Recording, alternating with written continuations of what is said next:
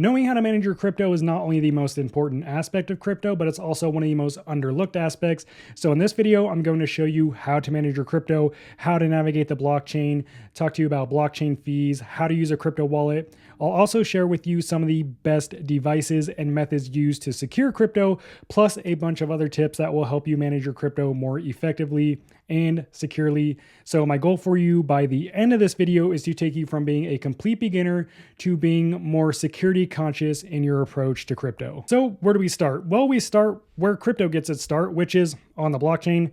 Now, I'm not going to get too into what the blockchain is, but it is essential to understand the basics. Otherwise, your profits can get eaten up by transaction fees, or you can make a simple mistake and send your crypto off to the wrong address. And if you do something like that, well, you lose your crypto forever because there's no customer support, there's no help desk, there's no one that you can call if you make a mistake on the blockchain. It is a permanent transaction.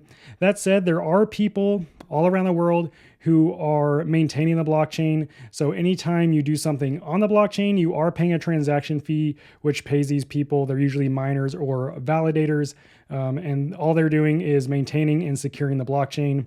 That said, some of the most popular blockchains like Ethereum and Bitcoin have some of the highest transaction fees, and the transaction fee is determined by how congested the network is. So the busier the network is, the higher the fee you're going to pay. So one of the easiest ways to not pay a high fee is to wait until the network is less busy. So for me, this is waiting till late at night or very early in the morning. For you, depending on what part of the world you're in, the time might be different, but without a doubt, there is always a window in a 24-hour period where there will be cheaper fees versus, more expensive fees. And this is especially true during a bull run because as the bull run kicks off, more people are using the blockchain, therefore the blockchain is more congested, and therefore fees are higher. One of the most common misconceptions is that crypto is stored on a crypto exchange or in a crypto wallet, which is actually far from the truth. Exchanges and wallets don't actually hold any crypto at all because remember, crypto lives on the blockchain. Rather, your wallet or the exchange holds the keys that are used to access your funds on the blockchain. So what are these keys called and how do they work? Well, the most important key is called your private key. This is like the master key to your crypto account on the blockchain. It also acts as your digital signature on the blockchain. So anytime you initiate a transaction, you have to sign it using your wallet. This is done using your private key. Your private key also comes with a corresponding public address, also known as a receiving wallet address. And this is the address that you send crypto to anytime that you are, whether you're receiving crypto or sending it to someone else, you need to know the public address. So say, for example, you want to send crypto from your Coinbase account to your crypto wallet. You would copy the public address from your crypto wallet, paste it into the recipient spot of your Coinbase account, hit send, and then, a few seconds later, your crypto will show up in your crypto wallet. So when you create an account on a crypto exchange like Coinbase, or you set up a wallet like MetaMask, you are also setting up your private key. Now, generally, you'll never even see your private key or interact with your private key because you'll actually interact with your seed phrase. Now, your seed phrase is a human readable version of your private key. A private key is, it's usually hundreds of characters. So there's no way that you would ever remember that when you need to access your wallet. So what the seed phrase does, it takes that private key and puts it into a random list of words, usually 12 to 24 words, and your wallet will display these words to you, and then you need to write them down in the exact order displayed on your wallet. That way, whenever you need to access your wallet in the future, you just enter these words and you will regain access to your wallet. Like your private key, your seed phrase is also the master key to your crypto wallet. Along with that, you can actually take your seed phrase that you created on one wallet and import it into another wallet. It doesn't even have to be the same brand of wallet. That said, anyone who gets a hold of your seed phrase or even your private key can access your crypto wallet and thus manage all of your funds. And it's the same thing if you happen to lose your seed phrase. There's no, forgot seed phrase button. You literally lose access to your wallet forever. Of course, with most wallets, there is going to be a button inside the wallet, assuming you're still logged into your wallet. You can hit this button and it will reveal the seed phrase to you so that you can write it down if you need to do that again. But what I'm saying is if you are signed out of your wallet and you don't have access to your seed phrase, it's game over. There's no way that you can regain access to your crypto wallet. Now, a lot of beginners think that, it's okay to write your seed phrase down on a piece of paper, which it is, that's a good start. And then maybe take that paper and store it in something like a safe or a vault that's hopefully, fireproof. But what I prefer to do is actually take the seed phrase and put it into a metal seed phrase plate like this one right here. Now this is solid stainless steel. It's waterproof, corrosion proof, and it is fireproof up to like 3,000 degrees. Now I'm not going to open it all the way because I do have one of my seed phrases in here. But as you can see, solid piece of metal. This thing weighs probably about a pound. So this is what I recommend to store your seed phrase in. A piece of paper works great temporarily, but if you're looking for longevity, for something that's going to last over the years, and that way you don't have to worry about like spilling your coffee on it if you have your seed phrase out. I know that this is going to stay secure for as long as I'm alive, assuming I keep it in a safe place. So that is my recommendation. I'll leave a link to this metal seed phrase plate in the description if you want to check it out. Speaking of crypto exchanges and crypto wallets, where is the best place to store your crypto?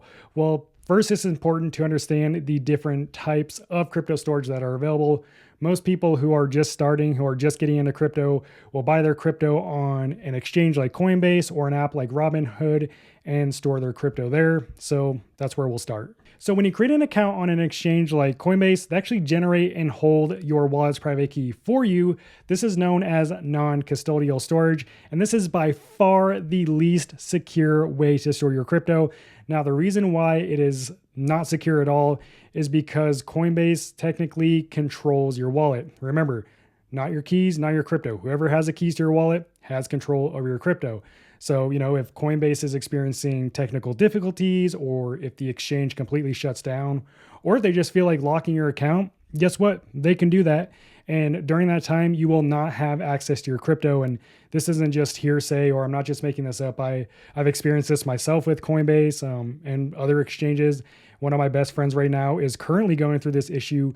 He has not been able to access thousands of dollars worth of crypto on his Coinbase account. Coming up on 2 years now, he is still fighting to get access to his account. So it's just, it's a terrible way to store your crypto. You are not actually in control of your crypto if you store on a centralized exchange. And this just goes for, this doesn't just go for Coinbase, but also Binance, Kraken, any centralized exchange or app like Robinhood is not a good way to secure your crypto. A better solution is to use a self-custodial wallet. Now, this kind of wallet gives you complete ownership and control over your private key, over your seed phrase, and thus all of your crypto. So the two most popular types of self-custodial wallets are a hot and a cold wallet. A hot wallet, also known as a software wallet, is a software that you install on either your phone or your desktop computer, or maybe both. And it is free to use, and it's actually really convenient.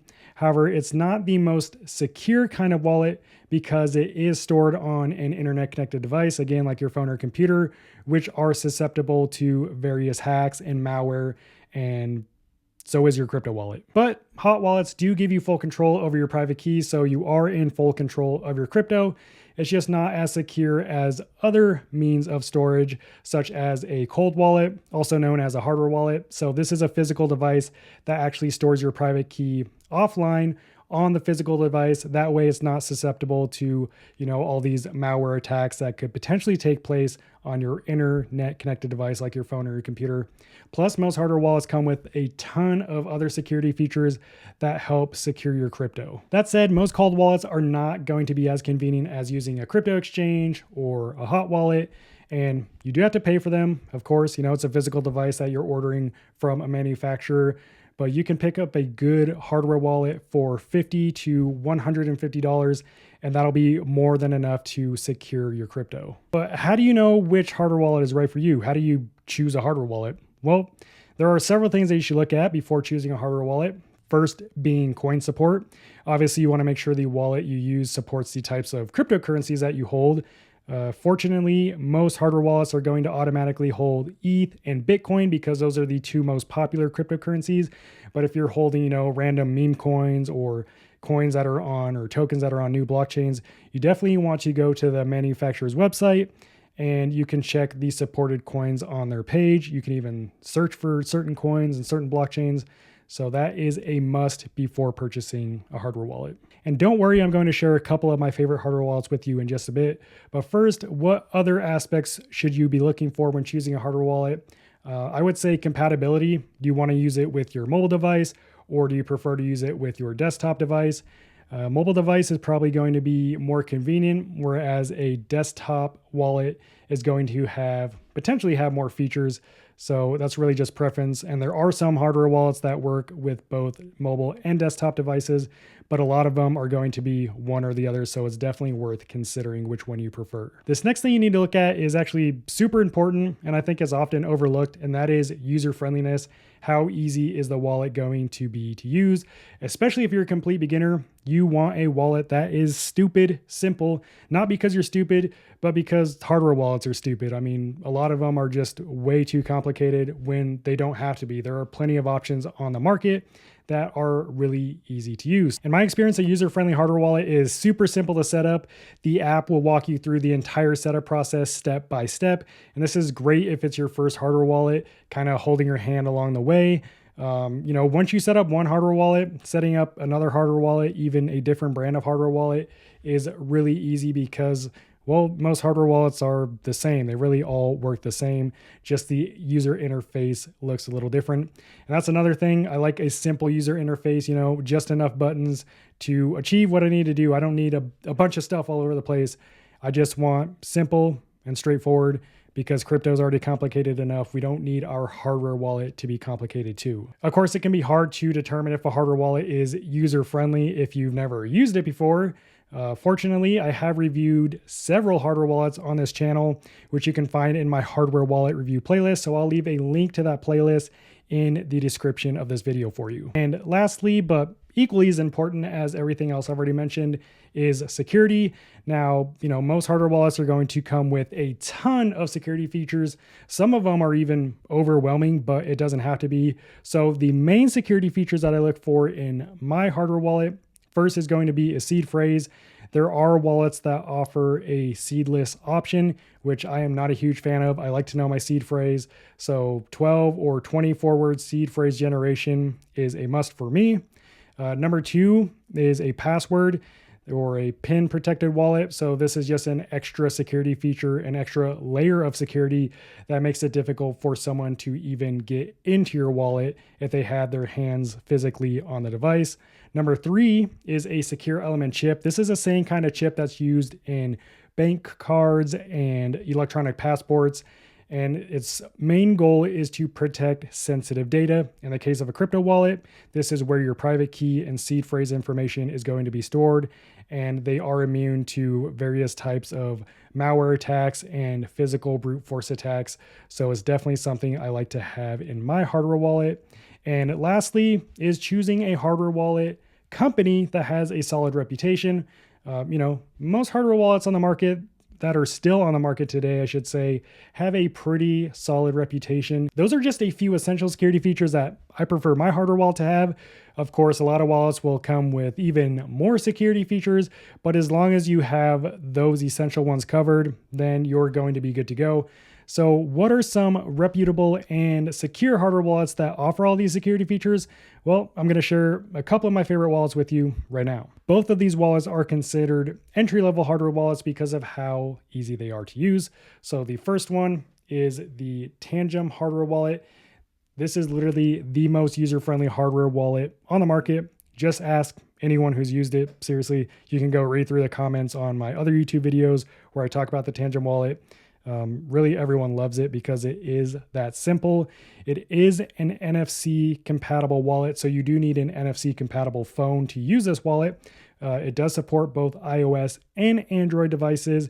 And basically to set it up, you're tapping it to your phone, and to approve transactions, you're tapping it to your phone, as this acts as your digital signature. This wallet is also super durable because it's made out of a thick plastic. It's much thicker than my bank card or than my ID. It is IP68 rated, so it's water resistant and it's resistant to extreme temperatures. And it also comes with a 25-year product replacement warranty. So super durable, and it feels kind of good to have that warranty backing it. It also offers all the security features that I mentioned previously.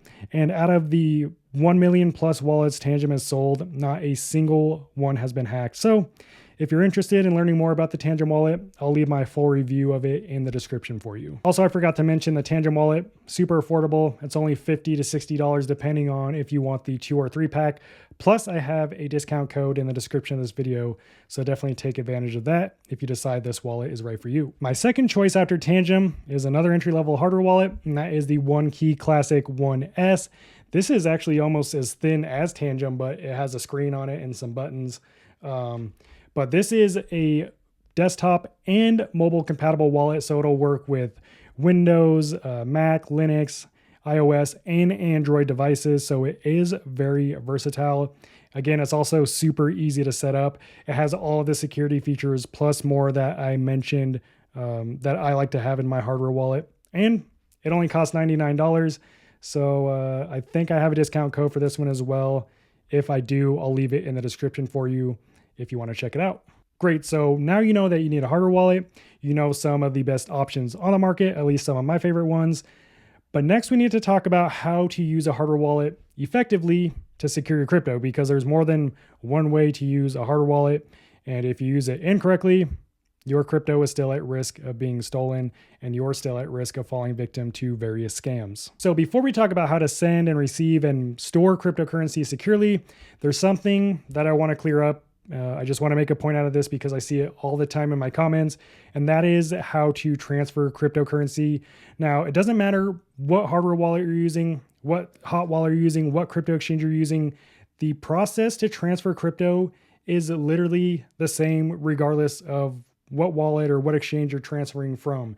So for example, if I'm transferring crypto from my Coinbase account to my hot wallet, it's going to be the same steps that I would take to transfer my crypto from my hot wallet to my cold wallet. The only thing that will look different, of course, is the user interface, because Coinbase's website looks different than your cold wallet app, but the process is always going to be the same. The one thing you need is your wallet's public address, because that is the address that you are sending crypto to. So as long as you know your wallet's public address, then you can send cryptocurrency. It's really easy. There's no need to overcomplicate sending crypto. Also, another common question I hear is, well, what happens if I lose my hardware wallet or it's damaged?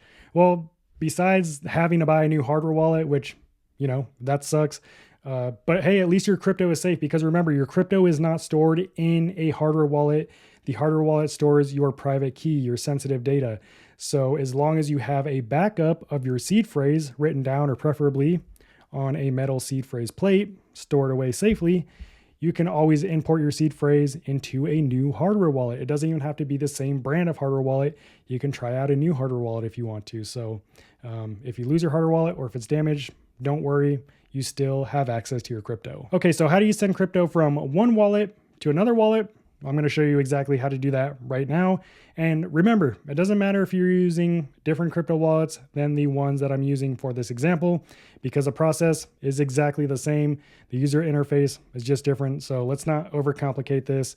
Just follow these basic steps, which is really just getting your public address and pasting it into the other wallet and hitting send. But nonetheless, here's how to do it. So I'm going to transfer some ETH from my MetaMask hot wallet to my Tangem cold wallet.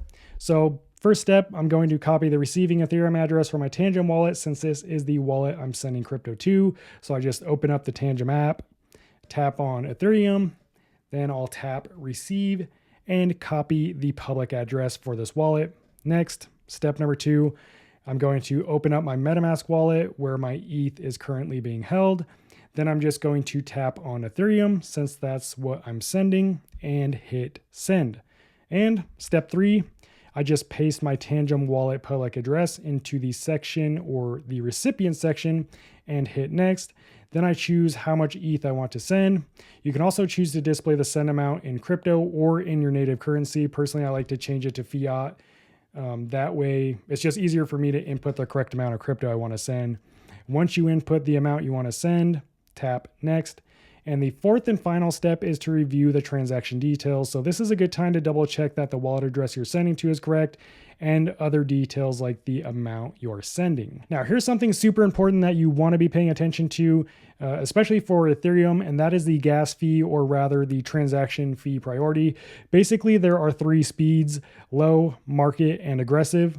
Low will give you the cheapest transaction fee, and aggressive will be the most expensive, because you're essentially saying you want priority on the blockchain for your transaction to go through. The price difference often isn't too insane, so my recommendation is to always choose the aggressive option. Reason being is that if the network is really busy and you opt for the lower market priority, the transaction might not go through. And the most frustrating thing about that is that even though the transaction didn't go through, you still have to pay the gas fee. So you literally lose that gas fee. So after you choose your transaction priority, you can hit send to confirm the transaction. If you chose the aggressive option, your crypto should appear in the receiving wallet within 15 to 30 seconds. If you choose one of the lesser priorities, it can take anywhere from 45 seconds to over 1 hour, assuming the transaction even goes through. Now, here's some alpha for you. The best place to check what's going on with your transaction is the blockchain itself. Now, all the blockchain networks have what's called a block explorer. Think of this as like the Google or the search engine for these different blockchain networks. So for Ethereum, it has etherscan.io, and this is where you can check the transaction details, or you can look up wallet addresses. You can literally view anything that's ever happened on the blockchain. You can view it on the network's block explorer. So to view your transaction on Etherscan, Ethereum's block explorer, you can just click on your transaction and you can see the current status of it. If you chose the aggressive priority option, it'll likely show success by the time you open up Etherscan. And once you see success, you'll know that the transaction was successful and the crypto has arrived in the wallet you sent it to. Now, if it says failed, that would mean your transaction failed and you'd actually have to redo it and pay the gas fee all over again. It's a pain in the ass. Now, let's talk about one of the most common scams in crypto.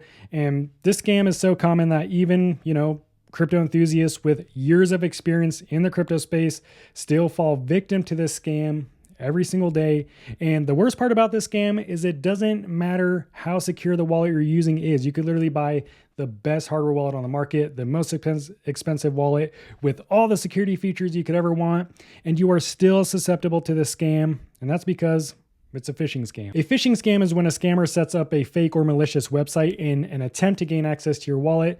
And this is why it doesn't matter what wallet you're using, because at the end of this day, this scam is a user error. You're literally saying, sure, you can have access to my wallet. Usually connecting your wallet to one of these websites isn't enough to give the scammers access. I say usually because that's not for sure. Every scam site is different. But most commonly, you have to actually sign a transaction on the website. And when you sign this transaction, what you're doing is approving either full access to your wallet or specific coins or tokens in your wallet, which they can then do whatever they want with, usually send it to their own wallet and then cash it out for their native currency. So how do you avoid phishing scams? Well, the easiest solution is not to click on random links, but this is easier said than done, believe it or not, mainly because, we're always online. We have all these different media outlets that we have a lot of information coming at us. We have emails that are showing up in our inbox every day. We have text messages. We have different social media platforms that we're using, and there are links in all of these media platforms. So it's really not that difficult to accidentally click on a fake one, especially when they're using these fear tactics and, really trying to get you to click on a link. So you always need to double check the links that you're clicking on. Again, it's best to not click on any link. And if you have any questions or concerns, you can just go to the website yourself, just type in the URL. If you get a message from Coinbase saying your account is being closed, then go to coinbase.com and sign into your account. You don't have to click on the link in the email. So since we can't trust ourselves to not click on random links, the best foolproof option is to use separate wallets for managing and storing your crypto.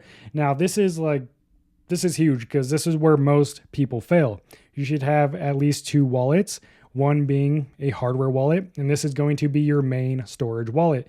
So with this wallet, the only thing you're doing is sending crypto to it, and then you're storing it for as long as you want until you're ready to cash it out, take profit. At that point, you would send it back to either your other wallet or a centralized exchange where you could cash it out. Now, your second wallet, I'll just refer to this as a burner wallet. It could be any kind of wallet, either a hot wallet or a cold wallet. It doesn't really matter because you're not going to be storing crypto on this wallet.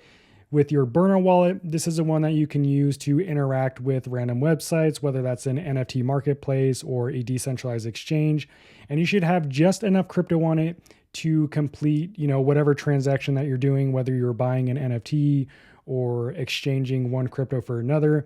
That way, if you do fall victim to one of these malicious scam sites, at least the scammer isn't taking, a large portion of your crypto because you have it stored securely on your cold storage wallet. Now, there are a ton of other tips that you should know to increase your crypto security to stay safe during this bull run and not only make profit, but take your profit.